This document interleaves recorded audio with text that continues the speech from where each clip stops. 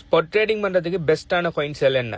Okay, முதலாவது விஷயம், இன்னொரு ஆள்கிட்ட கேட்டு கிரிப்டோவை பை பண்றதோ ட்ரேட் பண்றதோ விஷயங்கள் செய்யாதீங்க.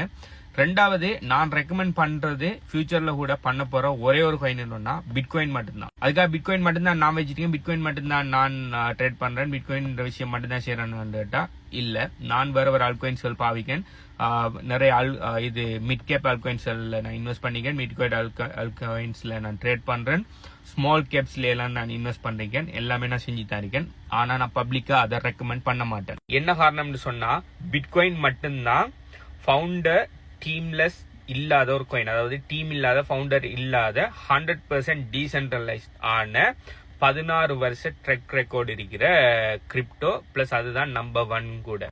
அதை தவிர்த்த மற்ற எல்லா காயினுக்கு பின்னால ஒரு ஃபவுண்டர் ஒன்று இருக்காங்க, அதுக்கு பின்னால ஒரு டீம் ஒன்று இருக்கு, அவங்களுக்குன்னு சொல்லி ஒரு விஷன் ஒன்று இருக்கு, ஒரு ப்ரொஜெக்ட் ஒன்று இருக்கு. எப்படி ஒரு கம்பெனிஸ்கள் ரன் ஆகுதோ அதே மாதிரி தான் ஒவ்வொரு கிரிப்டோங்கிற ஜஸ்ட் காயின் மட்டும் இல்லை, அந்த மீம் காயின்கள் நம்ம பத்தி கேட்கல, ரியல் கிரிப்டோஸ் கதைக்கு. ஸோ அப்படியான கிரிப்டோக்கு பின்னால ஒரு டீம் ஒன்று அந்த கிரிப்டோ டிரைவ் பண்ணி போறதால இப்ப எவ்வளவு நல்லா அந்த கிரிப்டோ போனாலும் நாளைக்கு அந்த டீம்கள் மேக் பண்ற சம் ராங் டிசிஷன் அப்படி இல்லாட்டி இது ரெகுலேஷன்ல வர பிரச்சனை, சில கண்ட்ரீஸ்ல வர பிரச்சனை, அவங்களோட டோக்கனமிக்ஸ்ல வர பிரச்சனைன்னு சொல்லி நிறைய பிரச்சனையால அந்த கிரிப்டோ ஃபெயிலியர் ஆகுது நிறைய சான்ஸ் இருக்குது. 100 கம்பெனிஸ் உருவாகுன்னு சொன்னா 5 கம்பெனி தான் ஒரு வருஷத்தை தாண்டும். அந்த ஒரு வருஷத்தை தாண்டின 5 கம்பெனில 5 வருஷத்தை தாண்டது ஒரே ஒரு கம்பெனி தான். அப்ப 100 கிரிப்டோ ப்ராஜெக்ட்டுக்கும் அது பொருந்தும். 100 ப்ராஜெக்ட் வரணும்னா ஒரு ப்ராஜெக்ட் 5 வருஷத்தை தாண்டி சக்சஸ் போகும். அந்த ஒரு ப்ராஜெக்ட் எதுன்னு சொல்லி கண்டுபிடிக்கிறது நீ உங்களோட திறமை.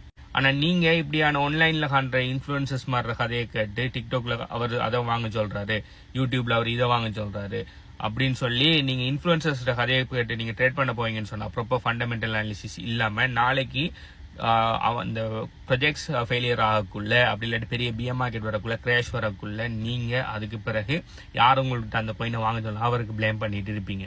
ஈவன் தோ நீங்க அதை வாங்கியான்னு சொல்லி கேட்டு போனேன். ஸோ இதை நான் நிறைய என் அனுபவத்தில் கதைக்கணும். ஓகே, ஏர்லியரா நான் இன்வெஸ்ட் பண்ற ப்ரொஜெக்டுகள், நான் வாங்குற ப்ரொஜெக்டுகளை நான் நிறைய ரெக்கமெண்டேஷன் கொடுத்தேன்.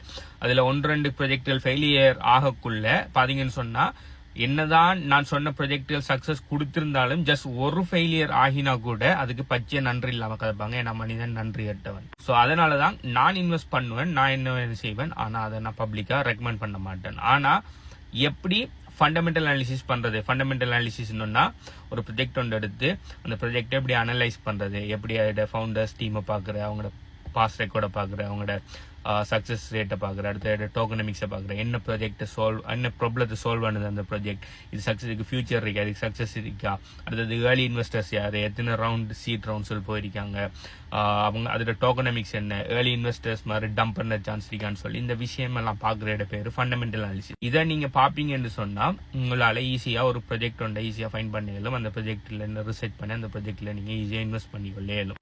ஸோ ஒரு கிரிப்டோ ஒன்றில் நீங்க இன்வெஸ்ட் பண்றேன்னு சொன்னா, அதாவது பிட்காயின் தவிர வேற ஏதாவது கிரிப்டோவில் இன்வெஸ்ட் பண்றதுக்கு கட்டாயம் பாத்தீங்கன்னு சொன்னா நீங்க உங்களோட ஓன் ஃபண்டமெண்டல் அனாலிசிஸ் பண்ணிக்கொள்ளுங்க. நீங்க ட்ரேட் பண்றேன்னு சொன்னா கட்டாயம் ப்ராப்பர் ரிஸ்க் மேனேஜ்மெண்டோட ட்ரேட் பண்ணுங்க. ஆனா லாங் டைம் இன்வெஸ்ட் பண்ண போறீங்கன்னா நல்ல ஃபண்டமெண்டல் அனாலிசிஸ் பண்ணி பெஸ்டான காயின்ல மட்டும் இன்வெஸ்ட் பண்ணுங்க. ரெண்டாவது, கடன் வாங்கி தேவைக்கு வச்சுக்கிற பணத்தை கிரிப்டோவில் இன்வெஸ்ட் பண்ணாதீங்க. உங்களோட பணம் இல்லாம போனாலும் நீங்க அந்த பணத்தை இழந்தாலும் பிரச்சனை இல்லைங்கிற பணத்தை மட்டும் கிரிப்டோவில் இன்வெஸ்ட் பண்ணுங்க. எங்க HBU கிரிப்டோ கரன்சி கோச்சிங் ப்ரோக்ராம்ல பாத்தீங்கன்னு சொன்னா கிரிப்டோட ஃபண்டமெண்டல் அனாலிசிஸ் எப்படி பண்ற, கிரிப்டோல டெக்னிக்கல் அனாலிசிஸ் எப்படி பண்ற, மார்க்கெட் சினிமெல்லாம் பார்த்து மெனுவல் ட்ரேடிங் இருக்கிறதுனாலும் சொல்லி, பொட் ட்ரேடிங் செய்யறேன்னு சொல்லி, என்ன மாதிரி எல்லாம் செய்யறேன்னு சொல்லி எல்லாத்தையுமே நான் டீச் பண்ணிக்கேன். உங்களுக்கு இன்ட்ரெஸ்ட்னு சொன்னா அதுல போய் படிச்சு தெரிஞ்சு கொள்ளுங்க. அடுத்தது பிட்காயின் ஹார்வெஸ்ட் சிஸ்டம்ங்கிற ப்ரோக்ராம்ல பாத்தீங்கன்னு சொன்னா பிட்காயின் எப்படி வாங்குற, விற்கிற, பிட்காயின் எப்படி ஹோல்ட் பண்ணணும்னு சொல்லி பேசிக், நீங்க பிகினரா இருப்பீங்கன்னு சொன்னா பிட்காயின் ஹார்வெஸ்ட் சிஸ்டம்ல ஜாயின் பண்ண விஷயங்களை பார்த்துக்கொள்ளுங்க. பிளஸ் நீங்க 100% பெசிவ் இன்கம் ஒன்று எதிர்வாங்கன்னு சொன்னா API போட்டுல எக்ஸ்சேஞ்சோட கனெக்ட் பண்ணி எப்படி பெசிவ் இன்கம் பண்ணணும்னு சொல்லி இந்த பொட் கோச்சிங் ப்ரோக்ராம்ல டீச் பண்ணிங்க. உங்களுக்கு ஏதாவது இன்ட்ரெஸ்ட் இருக்குன்னு சொன்னா நீங்க இந்த வீடியோ பார்க்க டைம் இந்த வீடியோ எத்தனை லைக் இருக்குன்னு சொல்லி கீழே கமெண்ட் பண்ணுங்க. இந்த மேலதி டீடைல்ஸ் நான் தரேன். பை.